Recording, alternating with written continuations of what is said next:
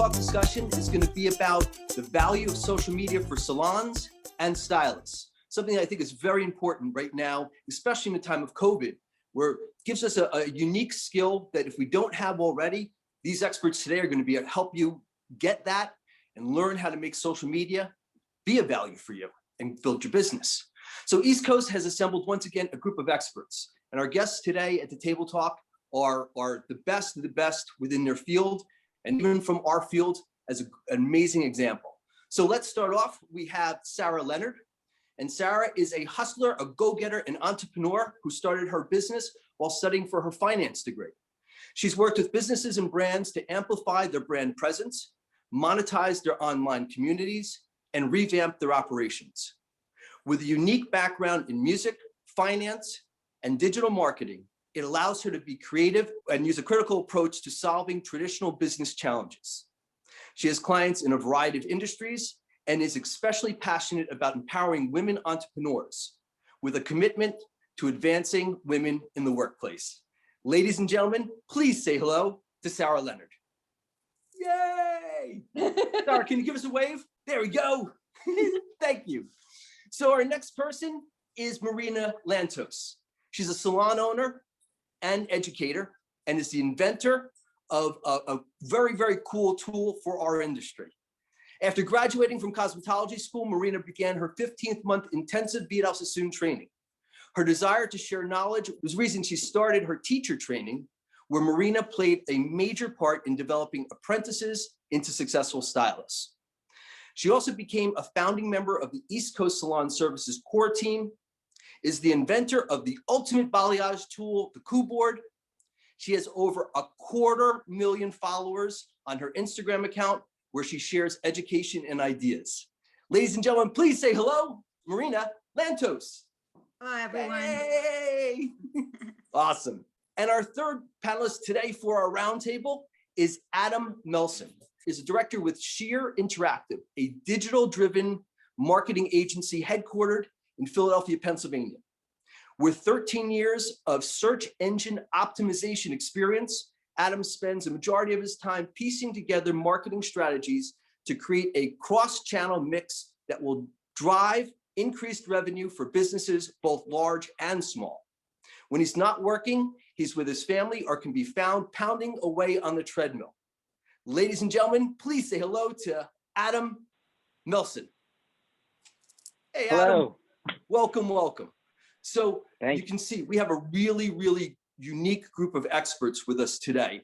And I want to start with Sarah, because Sarah, today everybody knows about social media, and most people are already probably using social media in some way.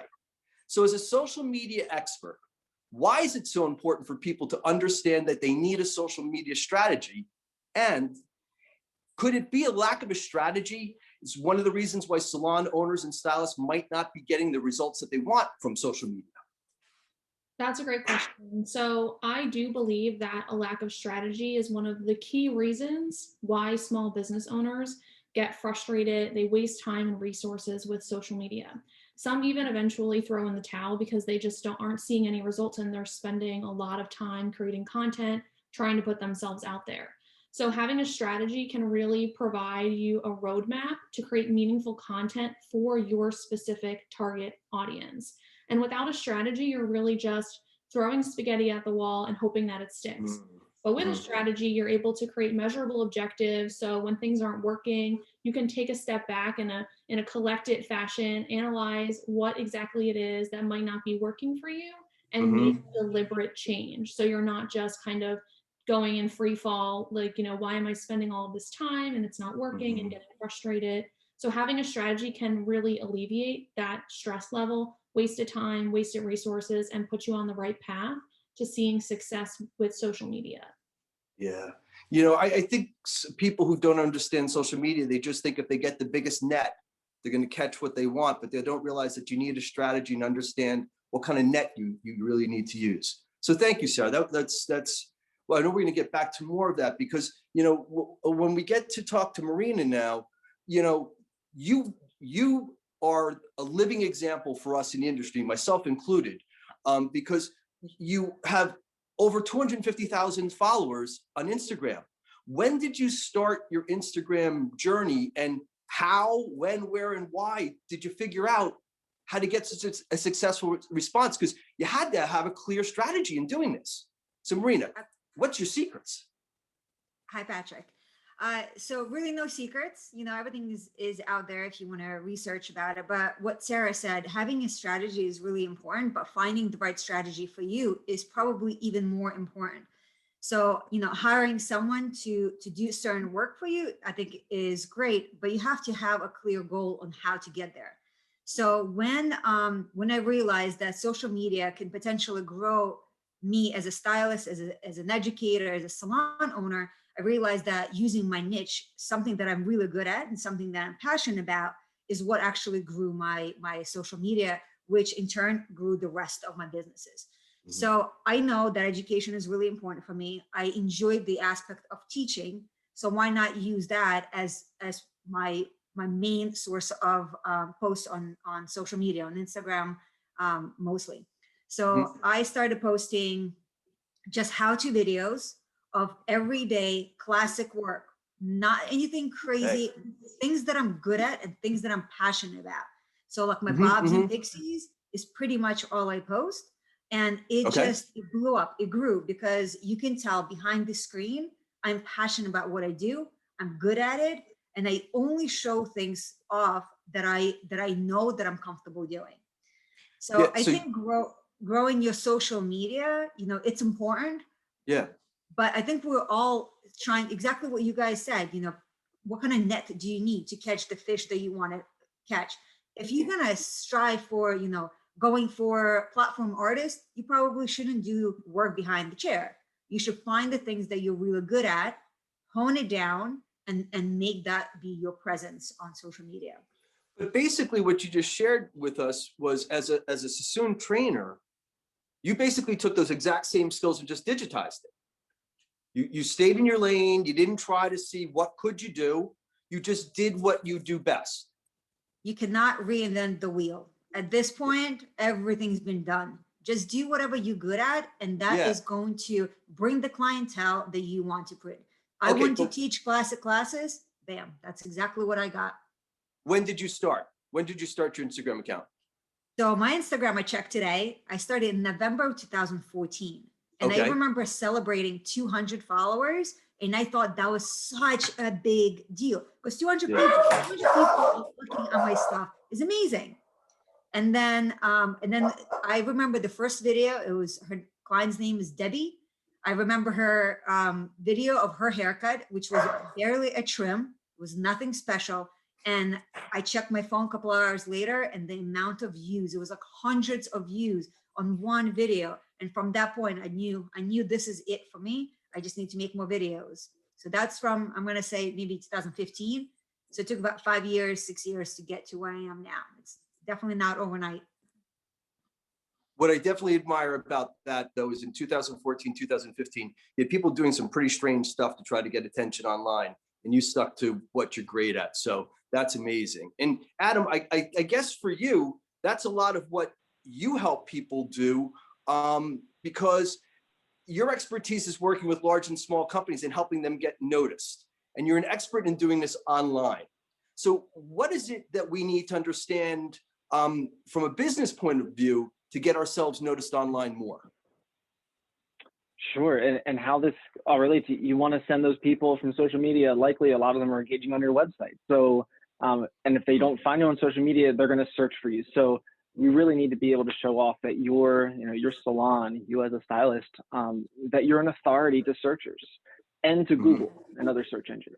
By authority, I mean, who references and links to your site, what type of content you have on your site, and also how your site is accessed in general by search engines. And when I talk about references and when I say who's linking to your site, these are probably things that you're already doing as a salon owner or as a stylist if you have your own site. These are things like when you're interviewed by someone, say like the local town paper or like a mainline magazine. Yeah, you want to get your link back in there. You win an award, get a link back to your site. When you're in the local business association, the Chamber of Commerce, get a link back to your site. You sponsor the High School Musical, get a link back to your site. So all of these really, it gives Google all the signals. It gets you out in front of an audience who's local to you and they see your link and they can navigate to your site. But it also tells Google that, hey, from the high school to the Chamber of Commerce, the Business Association to the magazine, this salon is really relevant when people search for salons near me or salons in Philadelphia or, wherever your town is. So you want to make sure that Google has as much information as possible to know that you're one of the best results to pull up in that local pack where all that traffic comes from. But also make sure that people can, navigate to the site. And when you get links there, you get that referral traffic, and then people can book appointments. That's amazing. So basically, kind of have like in the old days before digital, it'd be your portfolio. You'd have all your work together, and people could flip through it. So you need to make sure your portfolio, everything that you've been noted to do, is linked to your website. Yeah, get your portfolio out there to as many people as possible to link back to that site. Awesome. Thank you, Adam. That's amazing. The Chamber of Commerce. I mean, there's so many things that we do and we don't think to take the value of that just by linking it to our website. So Marina, now you've obviously gotten noticed a lot on Instagram, which, Adam just shared with us how to do that with our website. You've done this through Instagram. And I want people to know, like, as a salon owner, a full-time stylist, an educator, inventor, and a mom, which I think is very important for people to understand too. So everybody thinks, okay, 18-year-olds can do this really well, but those of us who aren't 18 anymore, maybe we shouldn't be trying to be fabulous on Instagram. And you're proving that you can be fabulous everywhere. So can a stylist or a salon owner use their posts to actually grow themselves professionally? And can you grow your business too? Or is this just all on Instagram? So I want to know, how has your success on social media affected your growth outside of Instagram? Absolutely. So first of all, I think my number one priority with Instagram was education. So from, I was an educator before Instagram was even a thing, and I traveled and I taught, with East Coast in many, many states. But with Instagram, I was able to have repeat education in classes that I would never reach outside of Instagram. So as an educator, it helped me grow because people saw my work, saw my hands, and they wanted my education. And as far as a salon owner or a stylist, that's obviously going to be my second most important part of my business, is to grow the salon. Number one referral is always going to be word of mouth, because the amount of clients that we see, happy client means they're going to refer. But what happens to our clients now, especially in pandemic, our clients are going home. They're not seeing anyone. They're not talking to anyone. So social media is the second biggest referral to get the clients in. And so now on our referral or our profile card, we have, how did you hear about us? And Instagram is our second highest referral, which means people, whether they're seeing before and afters, our tutorials, or just a picture of the work that we did. They see it because it's hashtag correctly, because there's a strategy was put in place on when to post, how to post it. And then clients see it and they want it. So they show up, as Adam said, it's all linked to our website. You can check in your insights on Instagram, how many times someone called, looked for directions, checked our website, look at the pricing on the website, and then called the salon and booked the appointment. So social media it's a lot of work. It's it's another job add on to all the other things that we have to do all day, every day. But it's a business card. It's our yellow pages that no longer exist. No one cares about them. So for us, we're putting our best foot forward. We're putting the posts that we choose to post. So like you had a bad day, you didn't have any pretty haircuts to post because everything was too boring, let's say. You can pick the haircut that you want to attract the clientele that you want. So literally, we're using social media to make it exactly the type of clientele and the type of work that we want to do. So how it grows you is it's all up to you.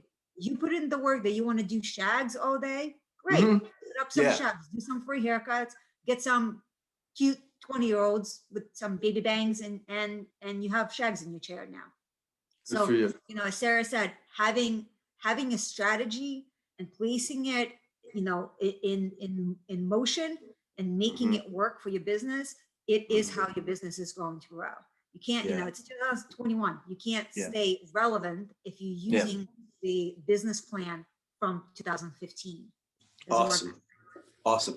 Yeah, I think doing social media is a lot like going to the gym. The more you work out, the better fit you get. Yes. It kind of, there's a direct connection between the two. So Sarah, Adam has given us some specific things we can focus on for our search engines to help searchers find us. What can we do that helps us construct a social media strategy that helps us get noticed on social media? So that's a great question. And I could talk about this all day, but I want to go over a few key points that people can take away to implement on their own. Cool. So what I really liked what Marina said earlier about making sure that you have objectives. And that's my first recommendation. That's the first thing that I work with on my clients is identifying what are their measurable objectives for using social media. And ideally, you don't want your objectives to be based on vanity metrics. So we don't want to say, oh, I want to have, 3,000 followers by the end of next month. The idea is to create, the objective is like create a community around my brand, and I'm going to measure it in engagement, in maybe followers, in, DMs, in referrals, something like that. So creating those measurable objectives that are realistic and not based on vanity metrics is going to set you up for success with your strategy. The second thing is to understand your target audience and to make sure that you understand exactly what they're looking for, and try to get in their head a little bit, and also cross-reference this with your current social audience. So if you say, I want to reach women ages 24 to 35, and you go to your social media, or women 24 to 35 in this area, and you go to your social media and your target audience is like men in 50 to 60 in another town, then you have a problem. So you need to kind of make sure that the metrics that you have currently are actually your target audience. Otherwise, you're kind of starting from scratch, which isn't a bad thing. It's just something to know and to take note of. So once you determine that, you want to figure out how you want your brand to look and feel and what the voice of your brand should be. So an exercise that I really like to do that's pretty easy and accessible for everyone is to ask yourself, if my brand was a person, what would they sound like? What would they look like? Create a persona for your brand. And I also recommend creating a persona for your target customer as well. And there may be multiple target customers that you have, and that's okay. So I really recommend getting those three things completely solid. Then you can determine what your content buckets will be and allow your content buckets to guide what you post. And so I know that that's probably a lot, but just know that it does take time to kind of put those things together. So it's not something that you should feel pressure to sit down, iron out right away, and then be ready to post on social media.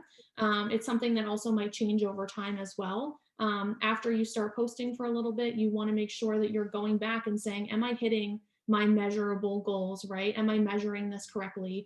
Is there a reason why this kind of post didn't do well? And that's how you create a living and breathing strategy that helps you with your goals. Yeah.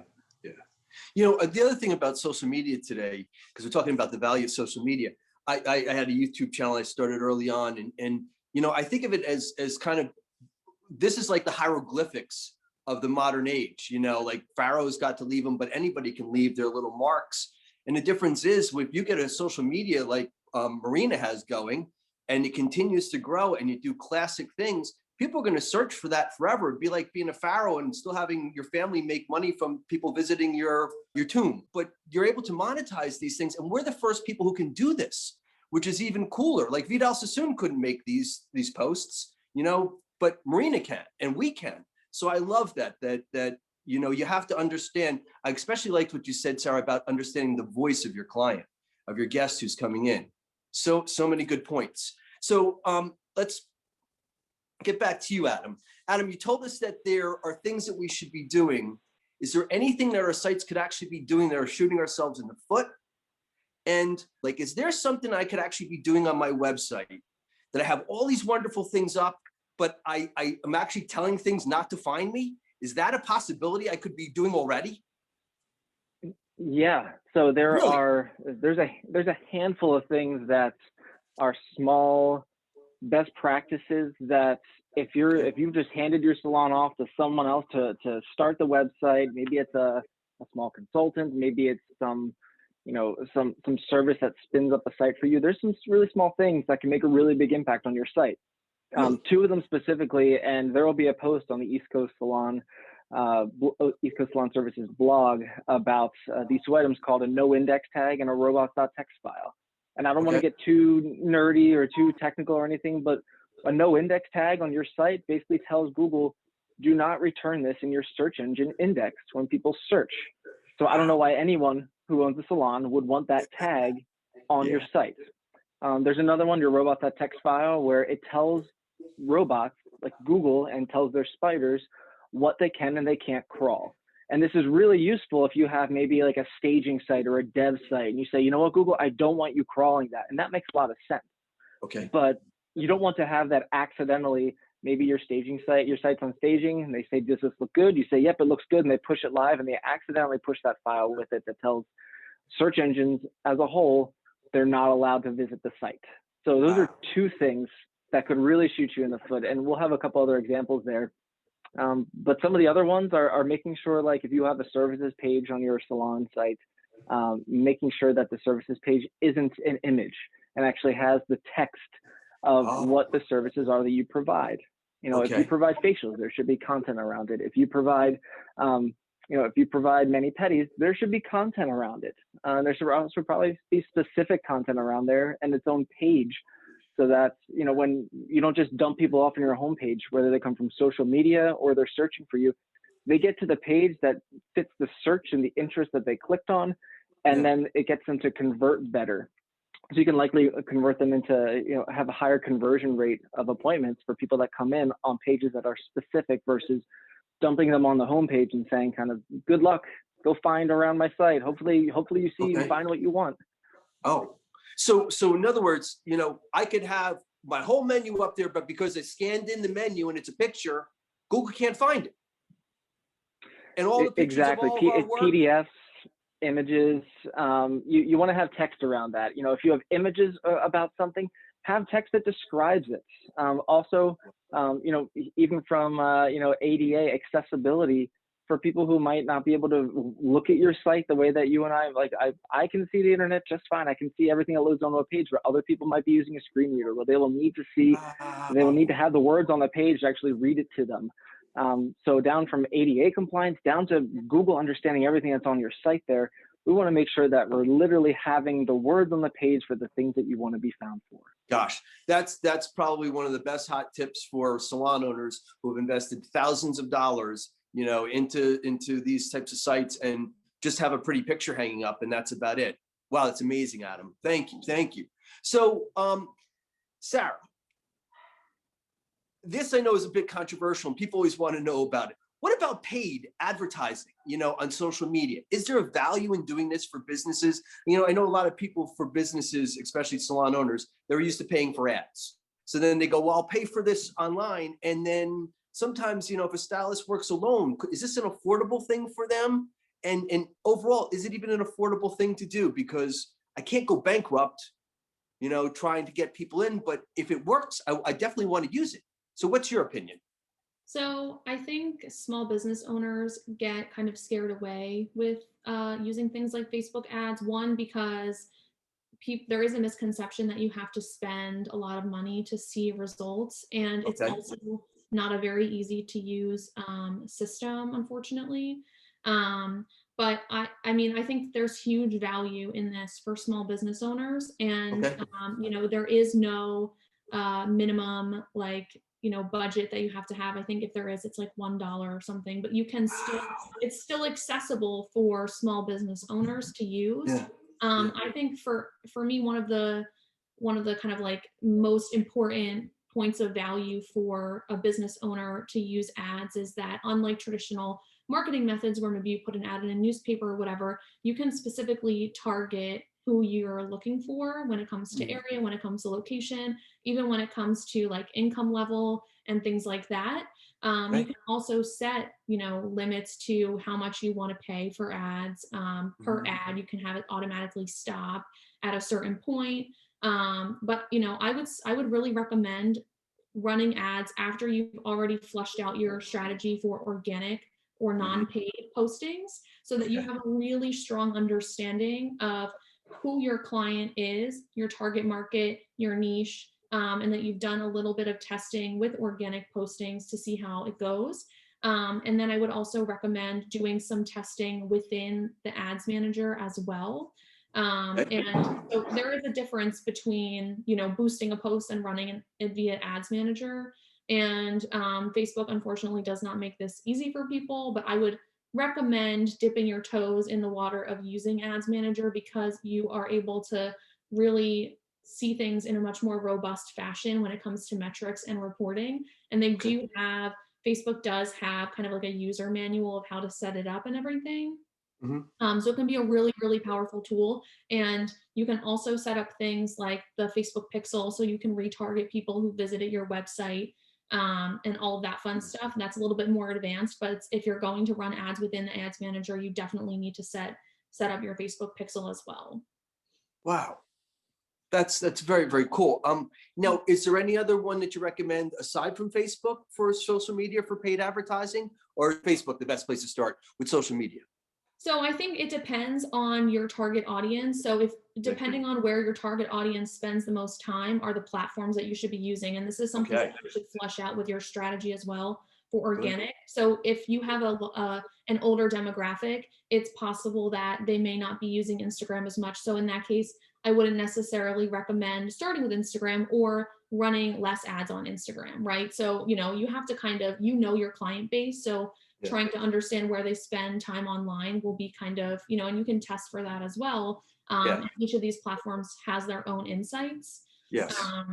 So, I mean, it depends on where your audience is living as to where you're going to run ads. But Facebook Business Manager and the Ads Manager run through Instagram now as well. So it's really easy for you to just say like, okay, I want my ad to run in all placements, which is usually recommended, but you can change it.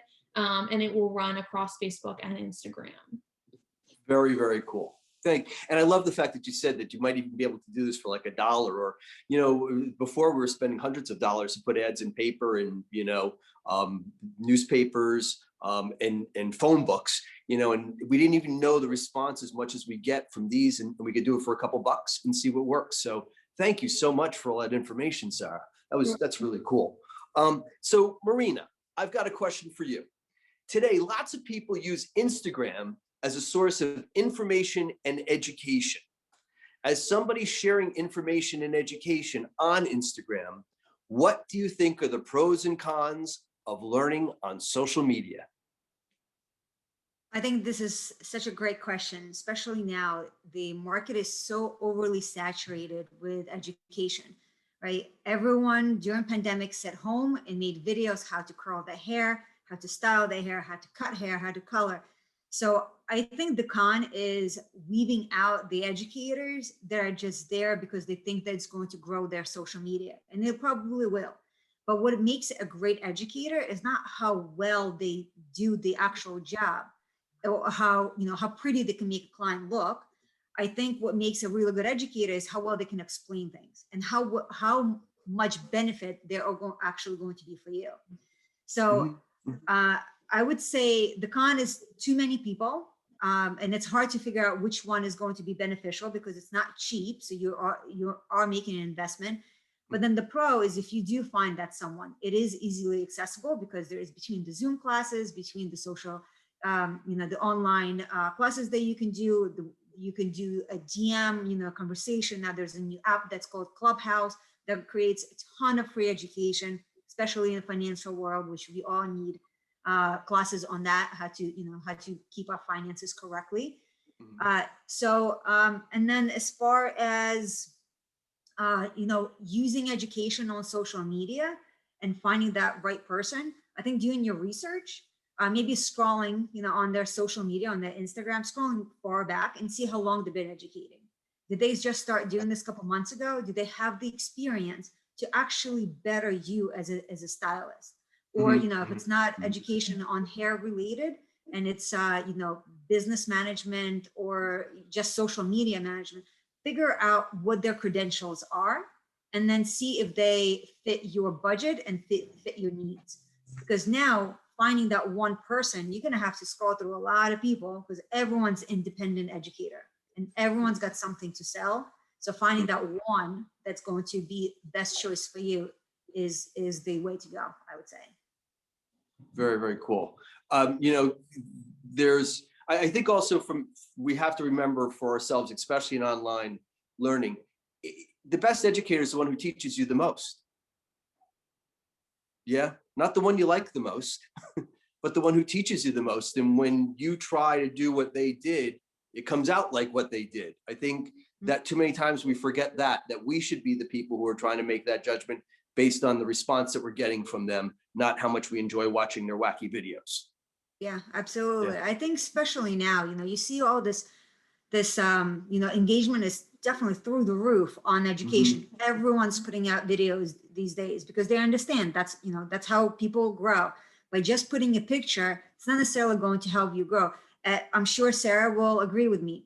Video is definitely going to get a lot more views than a picture. And it's always going to be like that because it's more interesting. So, and learning online is not the easiest because having someone in your, next to you, actually showing you and correcting your hands is going to be the easiest way to learn, right? That's how I make a difference in someone's life, by actually correcting their body position, where they're standing, where they're bringing the hair, instead of just talking about it. So I would definitely say, if you are choosing a classroom that's going to be over the internet, practice it immediately and practice it so many times until it becomes the norm for you. Otherwise, it's going to be money wasted and you're not going to see much of a result from it. Wow. Well, this has been another amazing roundtable. I hope everybody has enjoyed. Want to thank Sarah Leonard. Yay! Adam Nelson. Woo! And Marina Lantos. We want to thank East Coast Salon Services for assembling this amazing panel of speakers today. It's our third table talk. If you haven't seen the other two, please go back and check those out. And bringing together experts to help us grow our businesses is something that East Coast Salon Services is passionate about. And if you want to check out some of our education online, you can find Marina at East Coast Salon Services YouTube channel. And there's going to be links at the East Coast Salon Services webpage for things that Adam was talking about and things that Sarah has shared with us today. So please check them both out too. Want to thank you on behalf of East Coast Salon Services. This has been a wonderful time during a very bad pandemic to hopefully share something with you that inspires you today, tomorrow, and will grow your business for the rest of the years to come. Have a wonderful day. Thank you. Bye. Thank you so much.